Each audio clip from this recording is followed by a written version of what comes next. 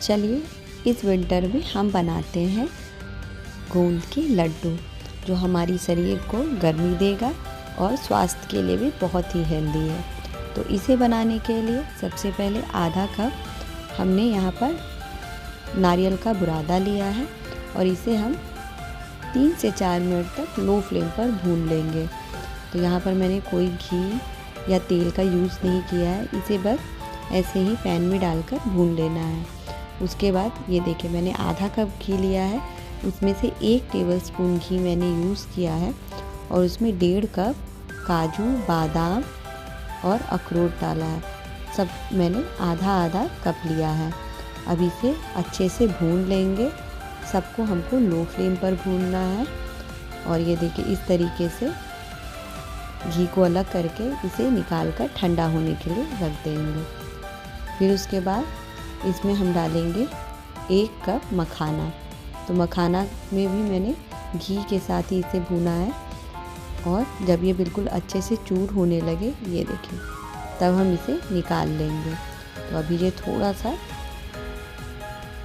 Time और लेगा, तो इसको 1 से 2 मिनट तक और भून के और ये तैयार हो गया।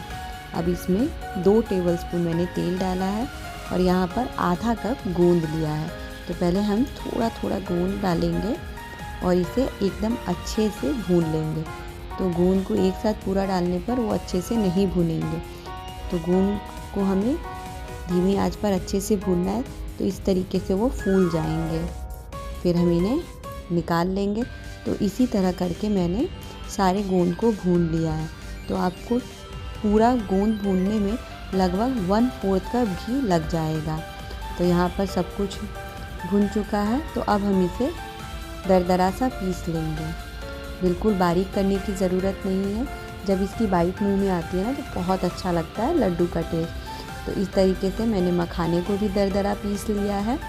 फिर हम काजू, बादाम और अखरोट को भी दरदरा सा पीसेंगे। तो आप एक बार में ना डालें, थोड़ा थोड़ा करके डालें और पल्स मोड पर इसे चलाकर पीसें। तो ये देखिए इस तरीके से मैंने दरदरा सा इसे पीस लिया है। अब इसे हम निकाल कर रख देंगे और गोंद को मैंने हल्का हल्का क्रश कर दिया है। इस तरीके से आप कटोरी या ग्लास की सहायता से इसे क्रश कर दें। जब मुंह में गोंद का स्वाद आता है ना, तो बहुत ही टेस्टी लगता है। इसे मिक्सी में भून कर भी ना चलाएं, वरना ये बिल्कुल घी घी सा हो जाएगा। फिर हम क्या करेंगे, यहाँ पर 2 टेबलस्पून मगज लिया है, जो घी बचा था उसी में हम इसे भून लेंगे। इसे बड़े ही सावधानी से भूनें, क्योंकि फिर ये उछलने लगता है। और फिर हम आधा कप घी और 2 कप दरदरा आटा डालेंगे। तो यहाँ पर मैंने मोटा पिसा हुआ आटा लिया है और इसको लो फ्लेम पर 15 से 17 मिनट तक भूनेंगे, जब तक कि इससे बिल्कुल अच्छे से खुशबू ना आने लगे। और इसको बिल्कुल लो फ्लेम पर भूनना है, वरना ये जल जाएगा और जला जला सा स्वाद आएगा। तो इसे बिल्कुल अच्छे से चलाते हुए हमें इसको भून लेना है। अब इसमें हम 1.5 टेबलस्पून पॉपी सीड डालेंगे और उसको भी भून लेंगे। तो मैंने पॉपी सीड इसे उतारने से 2-4 मिनट पहले ही डाला है। तो पॉपी सीड भी बिल्कुल अच्छे से भुन गया है। तो अब हम इसे एक बर्तन में निकाल लेंगे और ठंडा होने देंगे। तो इस तरीके से मैंने इसको पूरा निकाल लिया एक बड़े बर्तन में, ताकि इसे मिलाने में मुझे आसानी हो। फिर हम इसमें 2 टीस्पून जिंजर का पाउडर डालेंगे और फिर इसे अच्छे से मिक्स कर देंगे। ये आटा इतना गर्म है कि इसके अंदर जिंजर बिल्कुल अच्छे से गर्म हो जाएगा। अब इसे अच्छे से ठंडा करेंगे और फिर हम इसके अंदर सारे ड्राई फ्रूट जो है वो डालेंगे और उसे अच्छे से मिक्स कर लेंगे। तो सर्दी के दिनों में जो गोंद के लड्डू हैं, वो हमें गर्म रखने के साथ साथ हमें दर्द से भी राहत देते हैं। जैसे कमर का दर्द हो या पैरों में, जोड़ों में दर्द हो, बहुत ही फ़ायदेमंद होता है। तो आप ज़रूर से गोंद के लड्डू को बनाएं विंटर में, और ये खाने में भी बहुत स्वादिष्ट लगता है। तो इसको बिल्कुल पहले अच्छे से सबको मिक्स कर देना है। तो यहाँ पर मैंने इसे बिल्कुल अच्छे से मिक्स कर दिया है। फिर हम क्या करेंगे, इसको चीनी में ना बना के गुड़ में बनाएंगे। तो यहाँ पर मैंने 2 कप बिल्कुल अच्छे से भर के गुड़ लिया है और इसे एकदम लो फ्लेम पर पिघला लेना है। तो मेल्ट करने के लिए यहाँ पर मैंने 1 टीस्पून घी भी डाला है। अब बिल्कुल धीमी आंच पर लगातार चलाते हुए एकदम अच्छे से इसे मेल्ट कर लेना है। तो ये देखिए अब गुड़ बिल्कुल अच्छे से मेल्ट हो चुका है।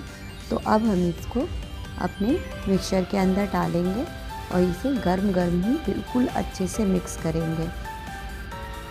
हमें लड्डू भी हल्का गर्म ही बांधना है, क्योंकि ये ठंडा हो जाएगा तो इसे बांधने में बहुत प्रॉब्लम होगी, क्योंकि हमने इसमें घी भी बहुत ज़्यादा यूज़ नहीं किया है। यहाँ पर हमने 3/4 कप से थोड़ा ज़्यादा घी बस यूज़ किया है। तो मैंने यहाँ पर बहुत कम घी का यूज़ किया है। अब देखिए इसको हाथों से बिल्कुल अच्छे से मसल लेना है, जिससे इन्हें बांधने में आसानी होगी। फिर इसे दबा दबा कर एकदम अच्छे से छोटे छोटे से गोले बना लेने हैं। जिस साइज़ के लड्डू आपको चाहिए उस साइज़ का आप इसे बनाएं। तो ये देखिए इस तरीके से मैंने सारे लड्डुओं को तैयार कर लिया है और ये खाने में भी बहुत टेस्टी लगे। तो इस तरीके से आप सारे लड्डुओं को बना लें और अगर आपको मेरी वीडियोस अच्छी लगती है तो लाइक, शेयर और सब्सक्राइब करना ना भूलें। तो ये देखिए तैयार हो गए हैं हमारे ढेर सारे गोंद के टेस्टी वाले लड्डू, जो देखने में भी और खाने में भी बहुत ही ज़्यादा स्वादिष्ट है। Thanks for watching.